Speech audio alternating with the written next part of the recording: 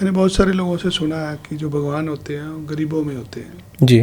गरीब आदमी की बद्दुआ नहीं लेनी चाहिए, गरीब आदमी की मदद करनी चाहिए। बहुत सारे लोग हौसला हार के बैठे हुए हैं जी। कि हम भी विदेश जाना चाहते हैं, बट हमारे पास तो पैसे ही नहीं है। बद्दुआ की बात सुनाऊंगा आज आपको मैं, बड़ा मजा आएगा। जी एक संत महापुरुष थे, जी उनका बस एक सपना था। संतों के सपने भी होते हैं, उनके पास अपना सपना पूरा करने की कई बार हिम्मत नहीं होती, क्योंकि वो भगवान को पा सकते हैं। धन पाने के लिए मेहनत करनी पड़ती है। भगवान आपको मुक्ति दिलाते हैं, मोक्ष दिलवाते हैं, परंतु आपको धन पाने के लिए काम करना पड़ता है। अब हुआ क्या, एक संत महापुरुष थे, बहुत प्यारे, बहुत भगवान के साथ जुड़े हुए, जो भी करते थे, जो भी कहते थे, उनसे मिलकर लोगों के काम सिद्ध होते थे। एक बार किसी सेठ ने उनको 8 अशर्फियां दी सोने की। वो इतने प्यारे थे, उन्होंने जीवन में कभी ट्रंक भी नहीं लिया था अपना गहना संभालने के लिए।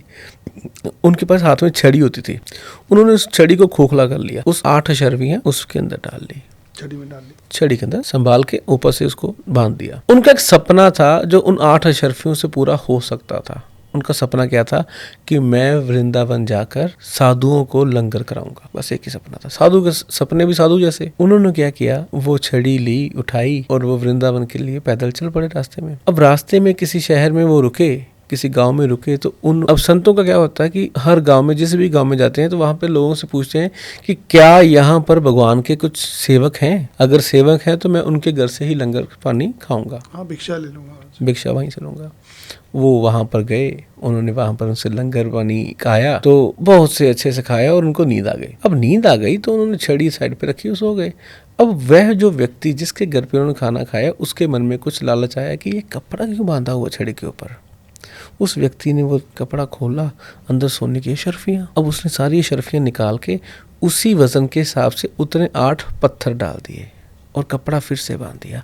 सोना है, लालच आ जाता है, उसको लालच आ गया। अब प्रभु होता क्या है, उन्होंने सुबह अपनी छड़ी उठाई और वृंदावन पहुंचे। जाकर ऋषि जी से बोला, मंदिर के पुजारी से बोला कि यहाँ पर जितने साधु संत हैं सबके लिए खीर पकवान लंगर बनाए जाए, कल की व्यवस्था की जाए और मैं सबको लंगर कराना चाहता हूँ। अब वो लंगर की तैयारी हो गई शुरू। जो वहाँ के पुजारी थे उन्होंने बोला कि कुछ दक्षिणा दीजिए, उनको बोला कल दूंगा, अभी नहीं, कल दूंगा। अब अगले दिन क्या हुआ, लंगर की व्यवस्था हो गई, सबको भेंट देने के लिए धन की लिफाफों की व्यवस्था हो गई।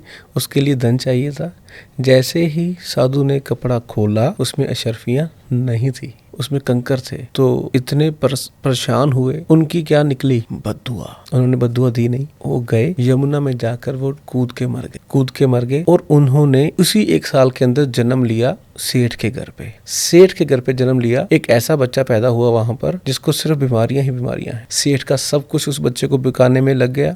उस बच्चे को आखिरी जो दवाई देने के कुछ रुपए बचे थे, उस बच्चे ने अपने मुंह से बोला कि साधुओं का लंगर कराओ वृंदावन में, मैं ठीक हो जाऊंगा। जैसे वो वहां आए और मरने से पहले बोला वह बच्चा कि मैं वही साधु हूँ और मैं मर रहा हूँ और तुम्हारा सब कुछ बर्बाद करके जा रहा हूँ। तो ये बद्दुआ का मैटर है, बद्दुआ लग जाती है, इससे बचना है। कम खा लो, कम कर लो, बद्दुआ से बचो। बद्दुआ गरीब की नहीं, साधु की, गरीब की, किसी की भी लग सकती है। लड़की की लड़के को, लड़के की लड़की को, गरीब की अमीर को, अमीर की गरीब को, साधु की चेले को, चेले की साधु, किसी को किसी की दिल ना दुखाना भैया।